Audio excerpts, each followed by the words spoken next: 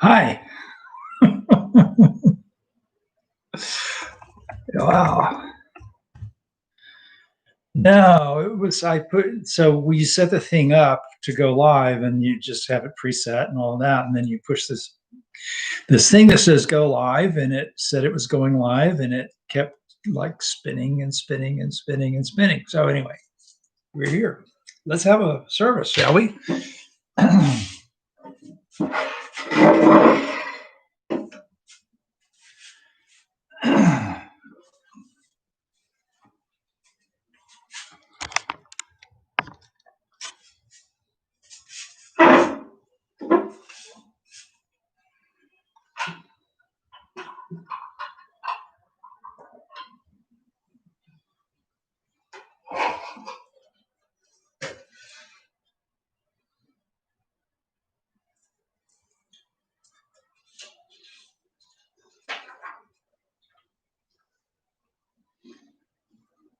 Verse of the Kesa.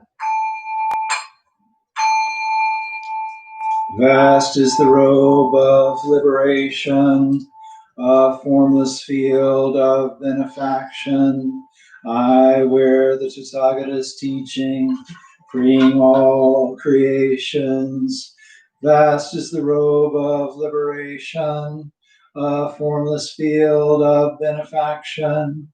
I wear the Tathagata's teaching, freeing all creations. Vast is the robe of liberation, a formless field of benefaction. I wear the Tathagata's teaching, freeing all creations.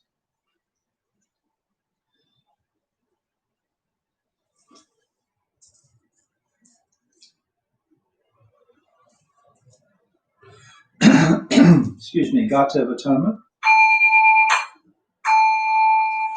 All evil karma ever committed by me since of old, on account of my beginningless greed, anger, and ignorance, born of my body, mouth, and thought, now I atone for it all.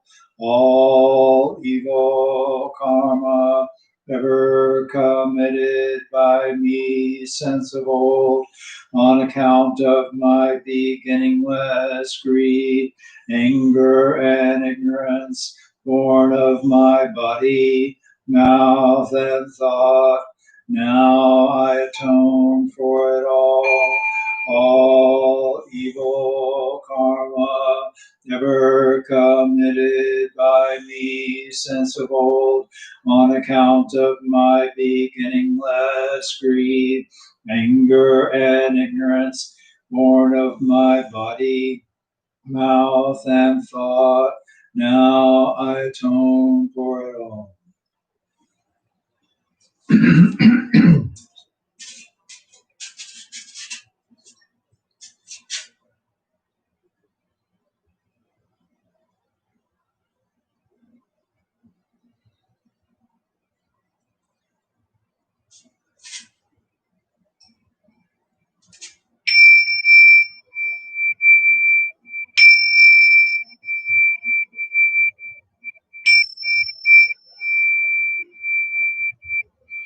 The fragrance of this incense invites the awakened mind to be present with us now.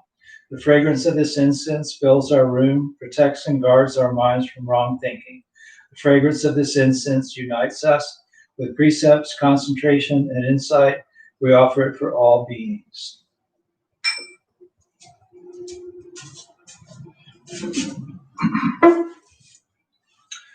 Homage to the Buddha. Namo tassa bhagavato arahato samma sambuddhassa. Namo tassa bhagavato arahato samma sambuddhassa. Namo tassa bhagavato arahato samma sambuddhassa. I go to the Buddha for guidance. I shall become one with the Buddha. I resolve that I shall each day follow the way of life he laid down for us to walk and awaken to his supreme wisdom. I go to the Dharma for guidance. I shall become one with the Dharma. The gates of Dharma are manifold. I vow to enter them all. The goal of wisdom is ever beyond. I shall attain it. I go to the Sangha for guidance. I shall become one with the Sangha. In the spirit of universal fellowship and as a member of the Sangha, I pledge myself to strive for the enlightenment of all beings. The Metta Sutta. This is what should be done by one who is skilled in goodness and who knows the path of peace. Let them be able and upright, straightforward and gentle in speech, humble and not conceited, contented and easily satisfied, unburdened with duties and frugal in their ways, peaceful and calm and wise and skillful, not proud and demanding in nature. Let them not do the slightest thing that the wise would later reprove. Wishing in gladness and in safety, may all beings be at ease. Whatever living being there may be, whether they are weak or strong, omitting none, the great or the mighty, medium, short, or small, the seen and the unseen, those living near and far away, those born and to be born, may all beings be at ease. Let none deceive another or despise any being in any state. Let none through anger or ill will wish harm upon another.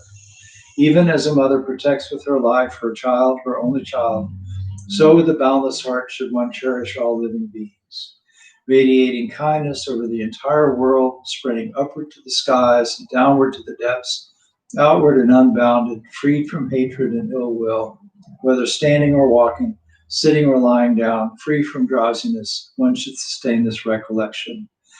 This is said to be the sublime abiding. By not holding to fixed views, the pure-hearted one, having clarity of vision, being freed from all sense desires, is not born again into the world of suffering. Metta prayer. May I be happy and well. May no harm come to me.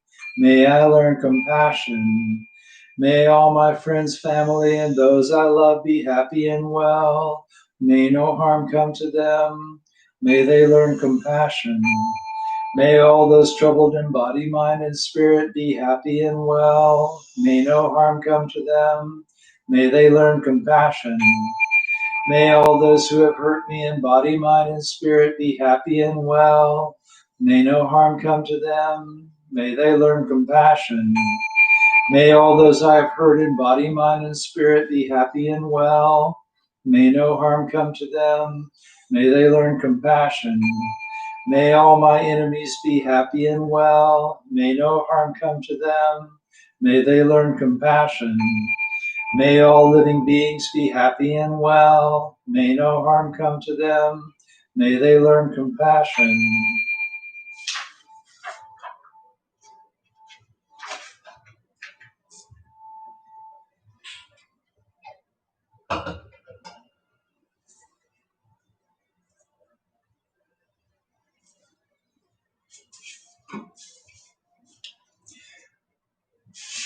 There's a little practice that I kind of stumbled across recently. And it's not like serious Buddhist meditation, but I found it really helpful in sort of teaching people kind of what mindfulness is, number one. And number two, it's kind of a quick and easy way to get yourself out of stress. So like if you've got a sort of loop going on, rumination, whatever, that's creating stress, or you've had a stressful day or whatever. And so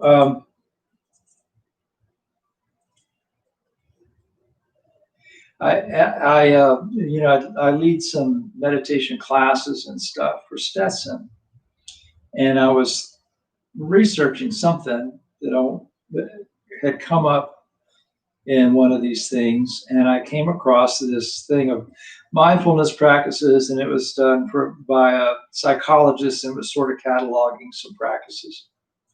And I came across this one, and I said, that's kind of interesting. And so it happened that I was actually at school, and I needed to get up and stretch, so I went outside and I did this. And And I realized I needed to tweak it just a little bit to make it just right. But it's good. So it's normally it would only take about 5 minutes, maybe 10, if you go real slow. Um, but I'm going to teach you this. And so you're basically using 6 senses as objects of meditation. So why would you do this? So when we're meditating, a lot of time when we're stressed, we are anxious about something. Well, if we're anxious about something, where is our mind? Our mind is up there in the future somewhere.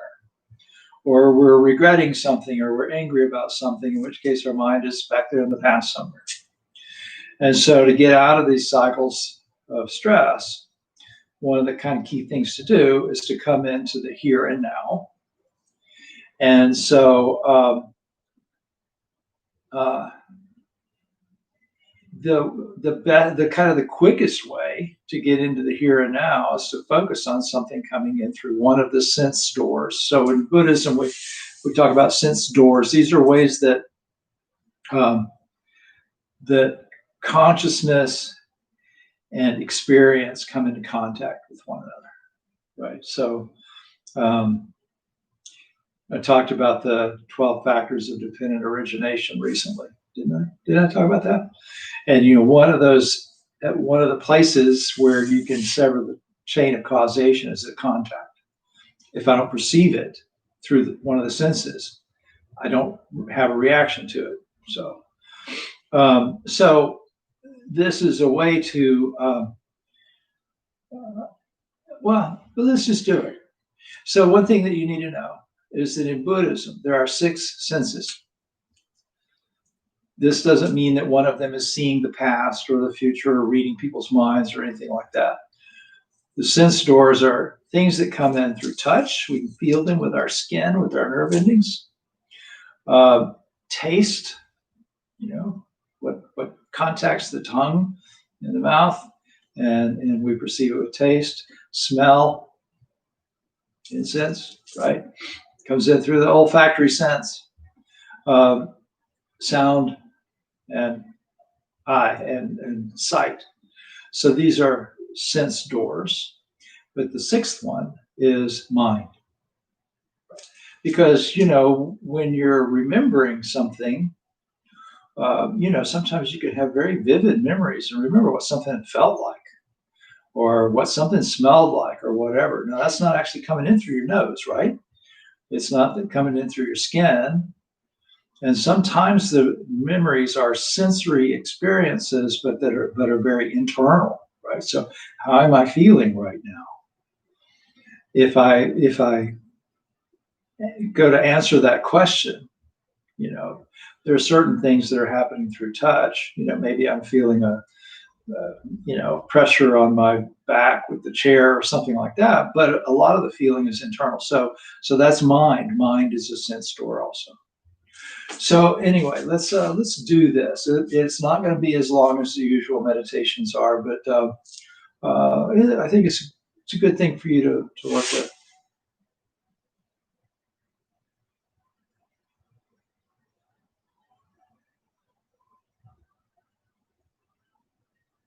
Oh, good. Okay, well, welcome. Let us know if there's anything that we can do to help you. And tell me where your world religions class is. Not right now. We're going to meditate right now. Afterward, post that.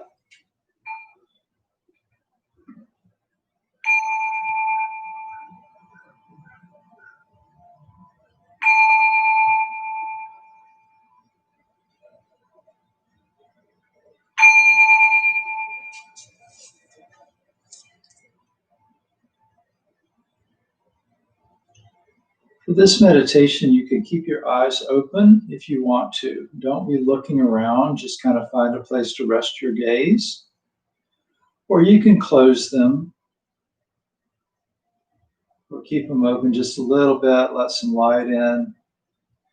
So we're going to work with the sight sense door. But first, I want you to look and see what's going on that your mind perceives. that's happening right now? How do you feel inside? So see if you can find 6 things that you sense with your mind.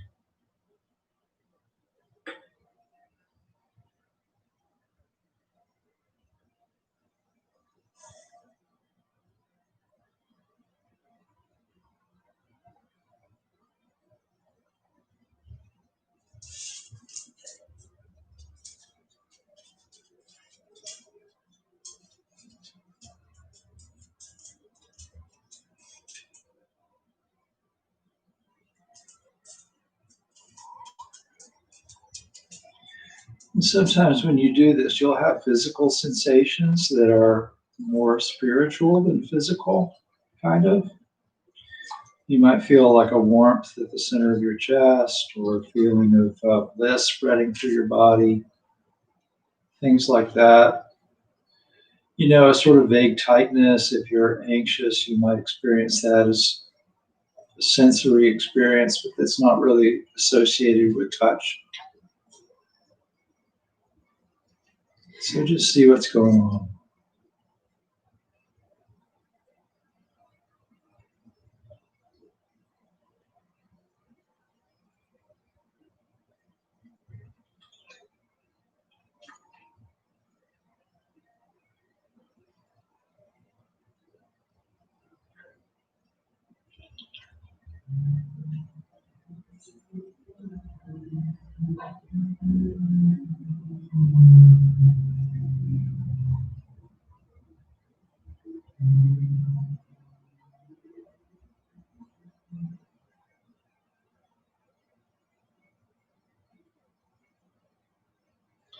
And now see if you can perceive 5 things coming in through the sight sense door. Now, if your eyes are closed, that might be hard to do.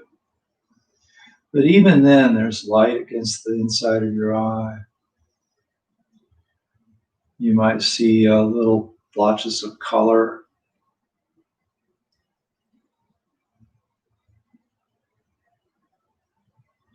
little spots of light.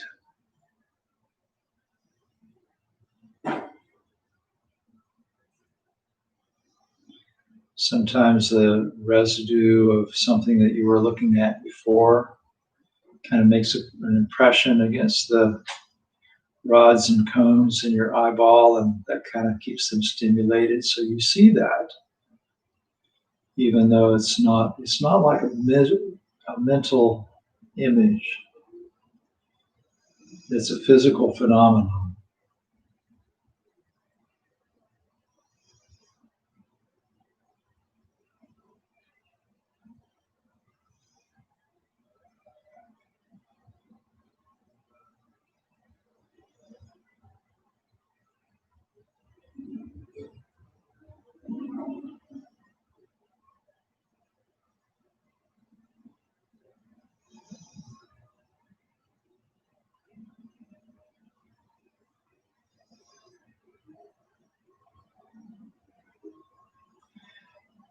Now see if you can hear 4 sounds.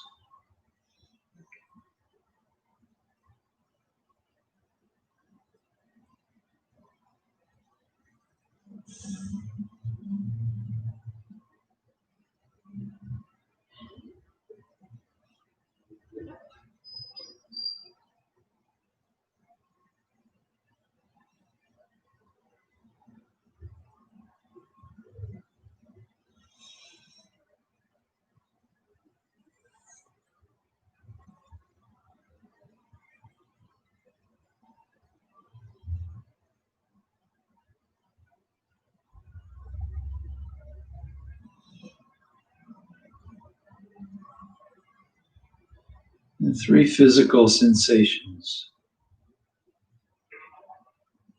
Maybe your wrist against your thigh, or your feet on the floor, those kinds of things.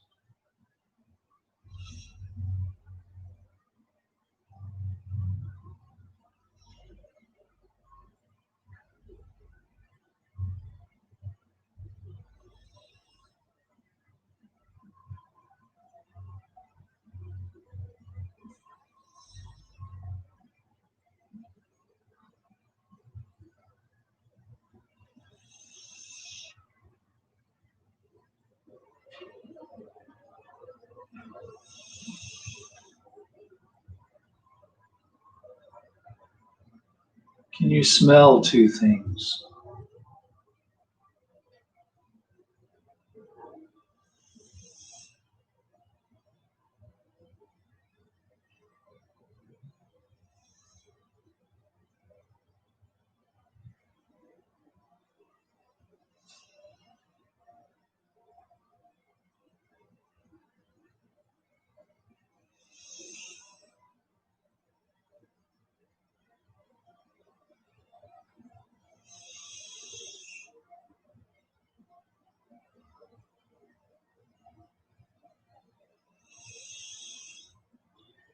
Bring your attention to the inside of your mouth. What do you taste?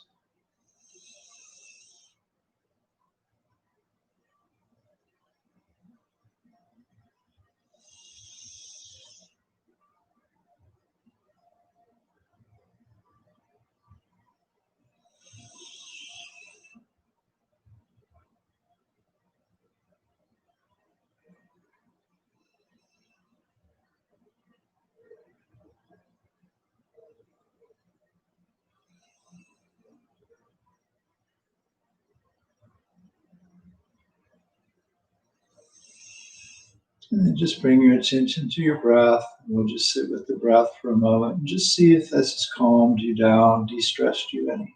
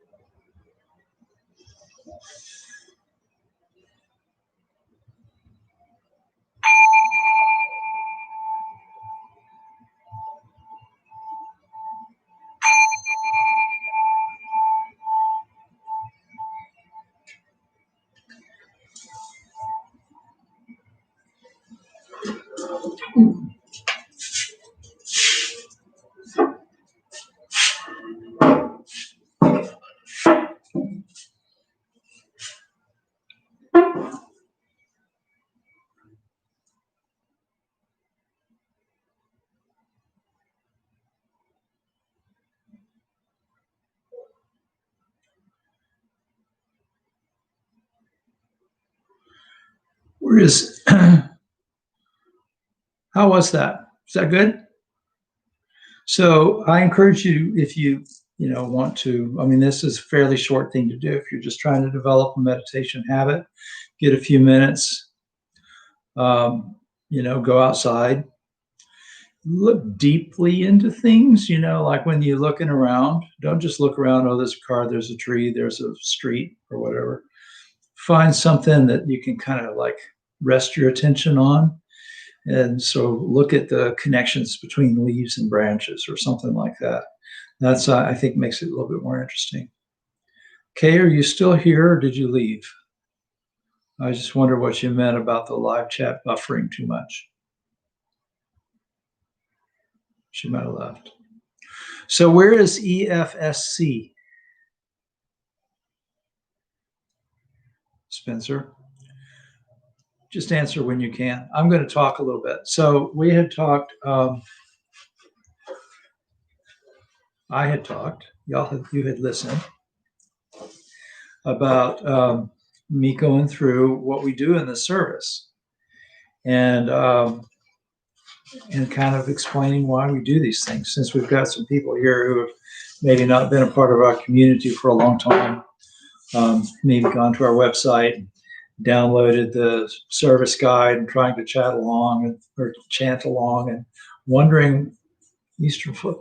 Oh, okay, is that down in like a? Hi, Brandon. Is that down in Brevard County?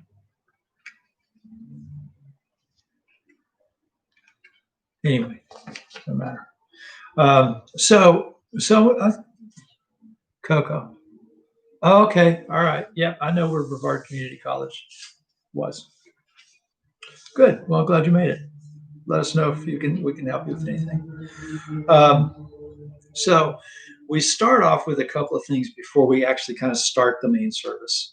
And these are things that are really sort of meant to give us an intention for what we're doing in our practice.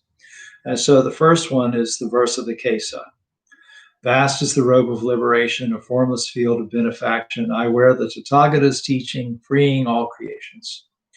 So it's referring to this, or to if it's Sunday morning services, the big case I wear, the big robe, and but you can say it too because you're getting ready to practice, to focus on your practice. So the robe of liberation is really a more metaphorical than the piece of fabric itself. I'm taking on at this point the Buddhist practice, taking on the path. So it's the robe of liberation. This is the way to be free, is to take on this path. So there's an interesting line here, a formless field of benefaction. I think that's a really not a very good translation, but I haven't found a better way to translate it without adding a whole bunch of words. So it's basically it's a field, not like a like a gravitational field or a magnetic field or an energy field, more than like a field you plant crops in. There's a very, very early, there's a sutra in the Pali Canon where someone asked the Buddha to describe his monks, and he talks of them as being a field of merit. In other words, this big expanse of goodness, because the monks are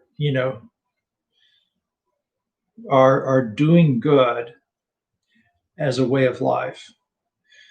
Being a monk is an act of servitude. It's not making yourself exalted. It's actually making yourself a servant of the Dharma, and a servant of the people who are receiving the Dharma from you. I might talk a little bit more if there's time about what that means, but basically, a monk dedicates their life to the Dharma, to the Buddhist practice, to the path, in order to serve as a conduit for others to access the Dharma.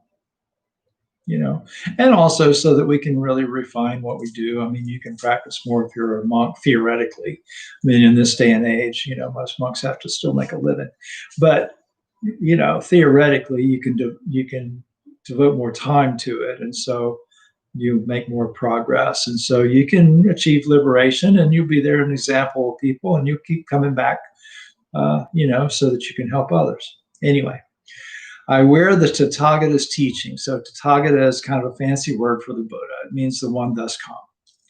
It's kind of Tathagata is that thing that connects the Buddha, the human being, Sakyamuni, to Buddhahood, which is a more absolute and eternal concept.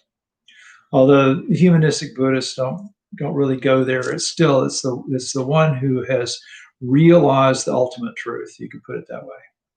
I wear that teaching, freeing all creations. I'm not wearing that teaching to stay warm. I'm not wearing that teaching for my own comfort. I'm wearing that teaching in order to connect this life to every other life.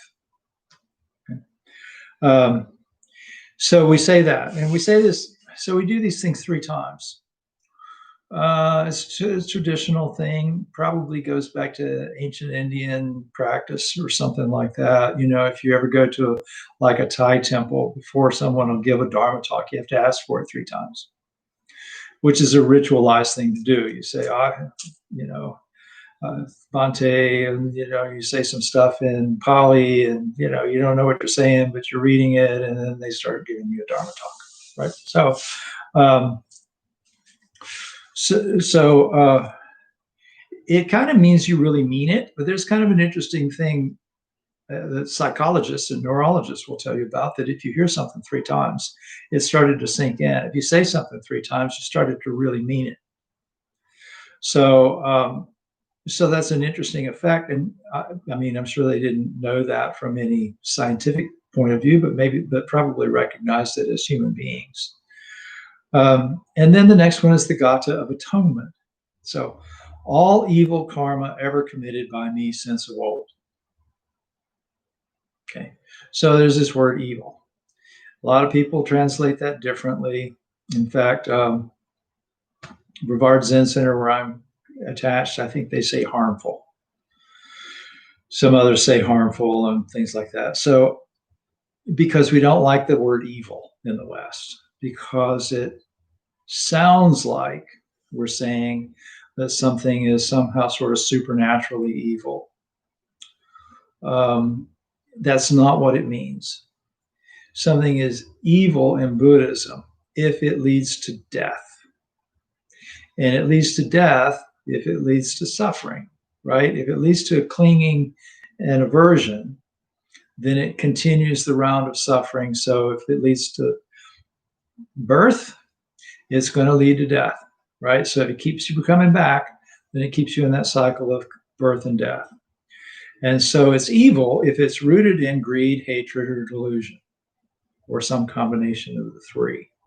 It's not evil because, Mara did it, or the devil made you do it, or anything like that, or because, some person in a robe says it's evil or whatever. It's evil because it leads to suffering, basically.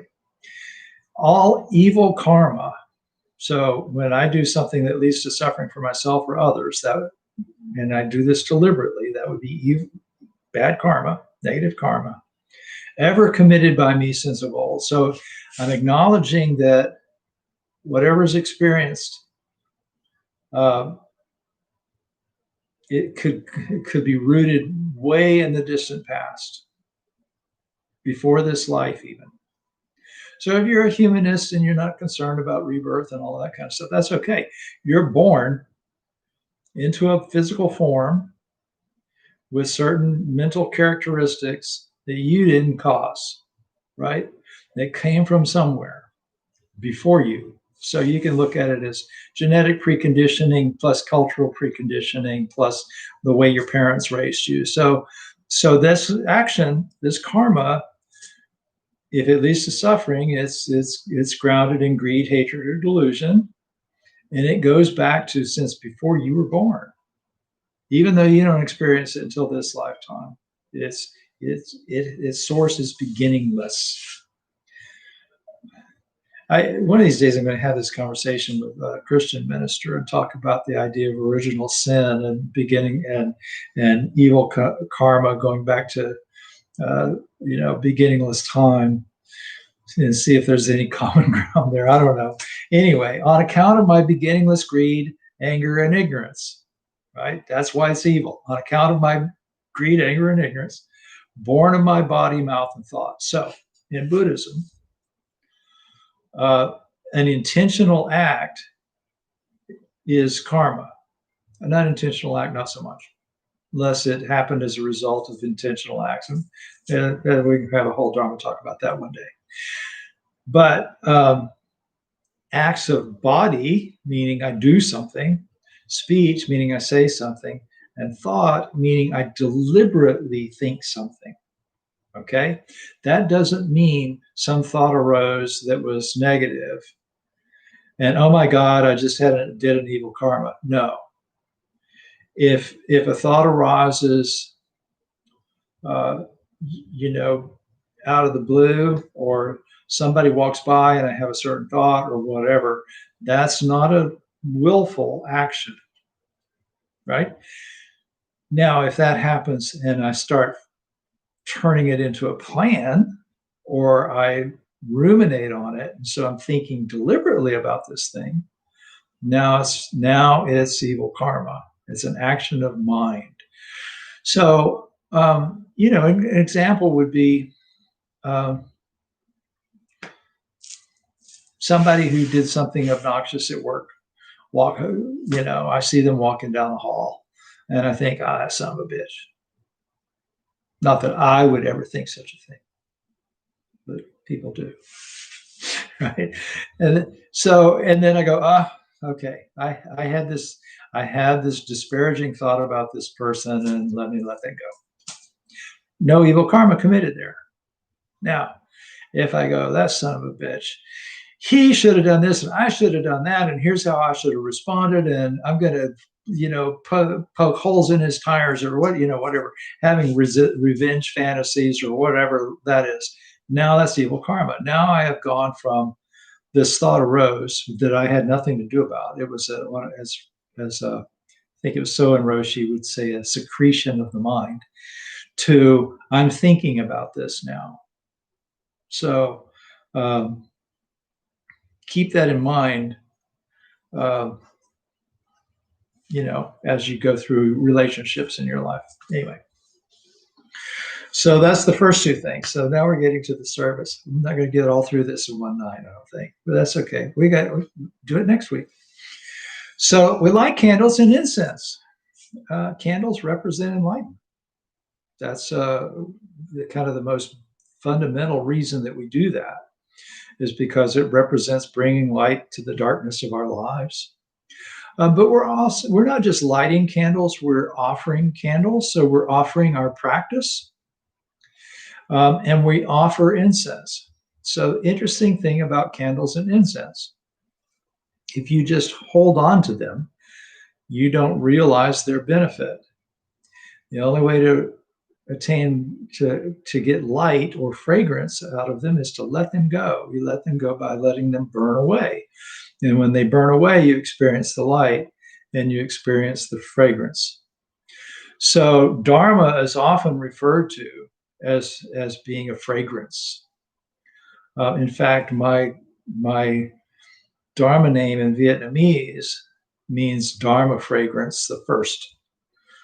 I'm the first person that Kai Tien gave Dharma transmission to. So that's why I'm Dharma fragrance, the first. Not because I'm the best, just the first. I'm the best so far. So when we burn incense, when we let it go, when we give it away by letting it burn away, we experience the fragrance. Same thing with all of the crap that we hold on to, that we keep ourselves bound up with. As we let it go, we experience the freedom of that. We experience the fragrance of our practice. When we let go of the things that keep bringing us back to suffering, we don't do those anymore. We experience the bliss of the practice. And we experience the light that comes into our lives as a result of that. So candles, give off light because you let them burn away, right? Nirvana, the term nirvana means unbinding. And it means unbinding specifically to the way a flame is unbound from its fuel when there's no longer any fuel for it. So the candle and the incense are metaphorical on that level as well. That as the fuel is burned up, there's no more suffering, right? So, so that's another reason that we offer candles and incense. We don't just light candles and incense, we offer candles and incense.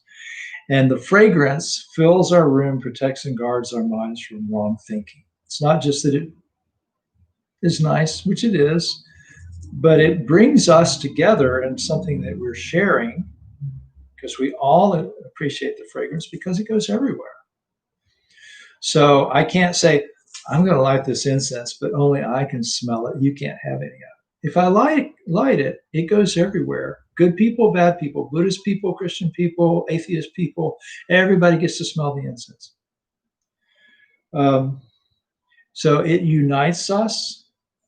So then the last line is, with precepts, concentration, and insight, we offer it for all beings. So precepts meaning meaning restraining actions of the body. We take when you become a Buddhist, you take vows to not kill, not steal, not engage in harmful speech, not engage in harmful sexual activity, not engage in intoxicants, and to the point that you compromise your mindfulness or the other precepts, right? So by restraining our body, by concentrating our mind, and then by developing the wisdom that results from our practice.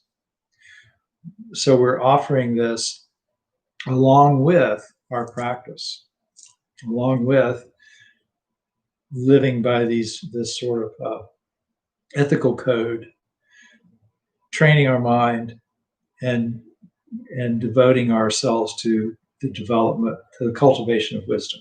So the next thing we do is homage to the Buddha. So we do this when this is in Pali, which is an ancient Indian language.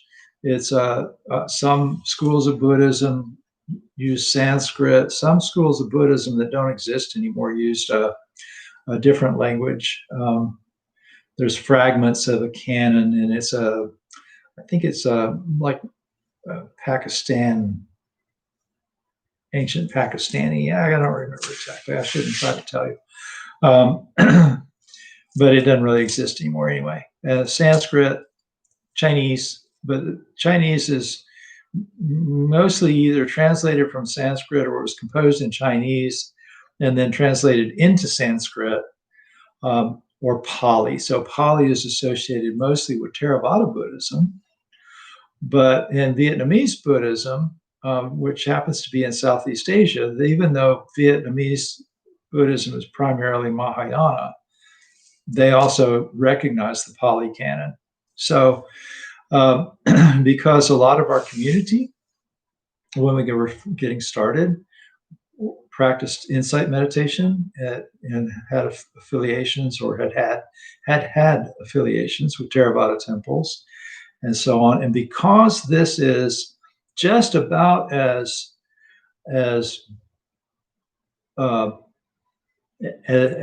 universal as you can get. I mean, we decided to have this homage to the Buddha in there in Pali. So Namo Tassa Bhagavato Arahato Samma Sambuddhassa. So Namo. So you ever went to a yoga class and they say Namaste? That basically means I bow to you, or homage to you, or reverence to you, or respect to you. That's kind of what that means. So Namo is respect or revere. Bhagavato, blessed one. Arahato, the noble one. Samma Sambuddhassa, the rightly self-awakened one. So Bhagavata, so you're blessed by your good acts, right? So the Buddha this is homage to the Buddha, by the way. He's blessed because he did all of these things over the course of many lifetimes in order to become liberated. And so that's why he's the blessed one, is because he did this abundance of goodness over the course of multiple lives to get to this point where he could be completely awakened. Arahant, you've heard the word arahant. So someone who's the mind is completely purified of all, going back to the Gata Vataman again, of all what? Of all greed, hatred, and delusion, right? So completely purified from all of those patterns that bring you back to greed, hatred, and delusion. Samma Sambuddha, so rightly self-awakened. So in other words, he did the work and became completely and totally awakened. Samma Sambuddhassa. So we're saying this because we're acknowledging that this is the ideal that we're looking to as our guide. Right? It's not a God, it's an ideal that we can attain, that something we can do. In fact, in Mahayana Buddhism, we all have Buddha nature. We all possess the seed of this capacity to become Buddhas ourselves. And so this is, when we're saying Namo, this really means this is the ideal to which I am connecting my life. So, time is it? Okay. Well, I'll keep going for a little bit longer. I'll go and then we'll get to the Metta Sutta, and I'll talk about the Metta Sutra next week. So the next thing we do is the Three Treasures reading. So I'm going to warn you now. I'm going to change this one. I'm going to tweak the wording a little bit. It was, I don't even remember where I got it. It might have come from some of the stuff Bright Dawn did. It might have come from some of the stuff the Order of Inner Being put out. I don't know. But it says I go to the Buddha for guidance. I'm going to just make it I go to the Buddha for refuge. So refuge, a lot of times people, if you're not a religious Buddhist, the refuge word is a little hard to approach for some people.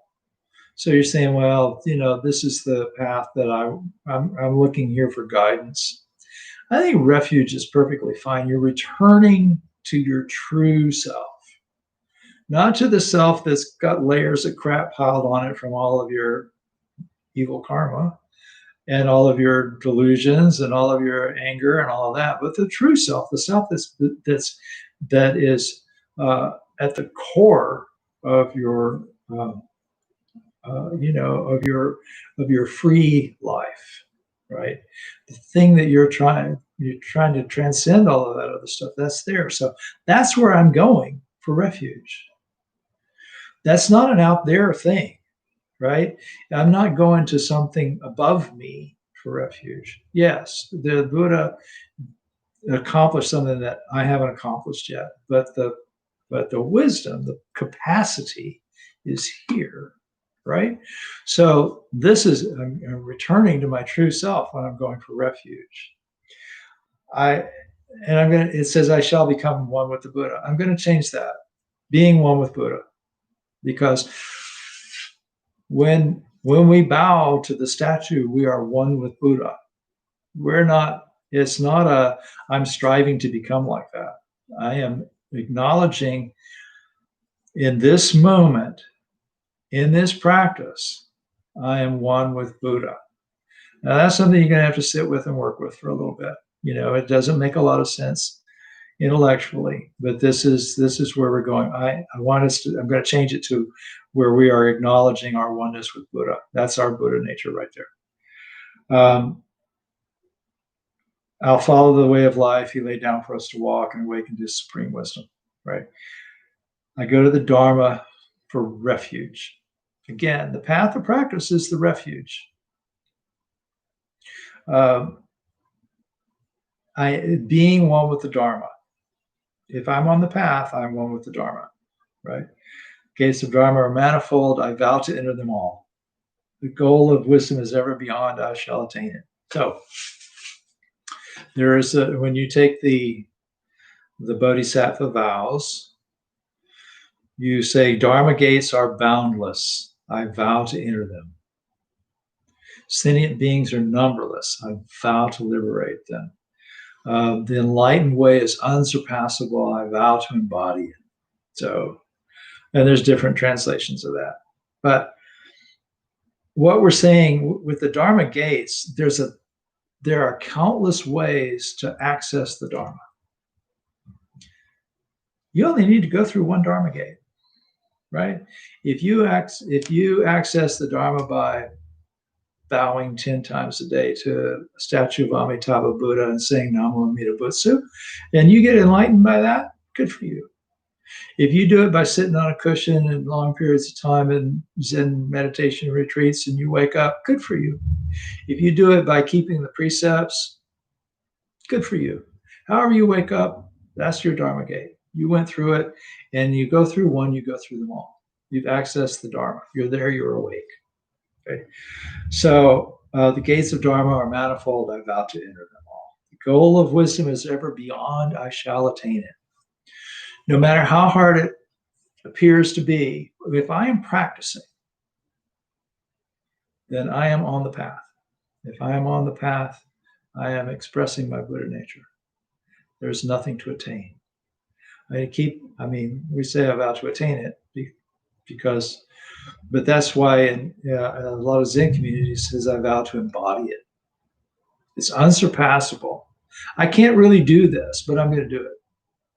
Right. So, you're not going to free all sentient beings in this lifetime, but that's okay. Do it anyway, because the practice transcends this particular form in this 70 to 100 years or whatever that it's likely to be on this planet. Being one with the Sangha. Sangha is the people who have practiced with you or practiced before you and have made this available to you, but it's also your spiritual community, the people that you're practicing with, the people who built the temple that you go through, the people that, my teachers and their teachers and their teachers. All of this is your Sangha. This may be your first time here tonight, and maybe you've never physically been in a Buddhist temple. This is still your Sangha, because this is the place you can go for refuge and find compassion and find a way to transcend those three things again: greed, hate, greed, anger, and ignorance. Right. So now that you're here, you're one with the Sangha. There's nothing to become. You're one with the Sangha. If you're practicing with a spiritual community, even a virtual spiritual community, even if you decide you're going to practice with all Buddhist communities everywhere virtually, congratulations, this is your Sangha. I pledge to strive for the enlightenment of all beings. In other words, sentient beings are numberless. I vow to liberate them all. So I'm going to stop there. Basically, that's what our service is. I hope that was helpful to you. And you're welcome, Catherine Louise. Well, I'm glad you liked it. It'd probably been really good if I thought about what I was going to say before I said it. That's the way it is sometimes. I knew what I was going to talk about. I've talked about it before. So anyway, glad it was helpful. One quick thing before the final dedication. As far as I know, we're back at White Sands on Sunday. And hopefully it's going to work out to stream it. As Catherine's there, I assume Art is sitting there listening to you. I'm going to try to get there about 8:30 on Sunday morning and get things set up and experiment with camera placement and all that kind of stuff. We don't need to be perfect the first time, but I'd like to be at least close enough that people will be able to hear what's going on and see what's going on. So if you can get there early, that'd be great. Christopher's going to ride over with me too. So he'll be there to help me out a little bit. Yeah.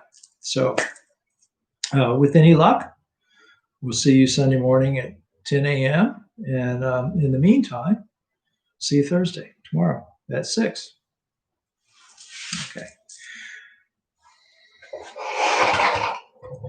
Buddha nature pervades the whole universe, existing right here now, and offering flowers, candles, and incense, hearing the Dharma and training the mind. Great merit is attained. We dedicate this merit to the great Master Shakyamuni Buddha, the all-pervading and everlasting three treasures, the 16 guardians and all protectors of the Dharma and their relations throughout space and time, to all ancestors of this Sangha and all beings in the Dharma world. May penetrating light dispel the darkness of ignorance, so that all karma be resolved in the mind flower blooming in eternal spring. May the Dharma body maintain strength and health, and years of life be lengthened for all teachers of this Sangha. May their vows be fully realized. May they live in perfect peace with Buddha Dharma. We pray for those suffering from violence and those who grieve for them, for those living in oppression, for all who are imprisoned who should be free, for all refugees from violence, hunger, and catastrophe, man-made or natural. We pray for the health and well-being of those suffering from diseases of body, mind, or spirit, those working toward the healing of those afflictions. We pray for those suffering from COVID-19, those ministering to them, and those grieving for those lost to this pandemic. May they be serene through all their troubles, and may we realize the enlightened way together.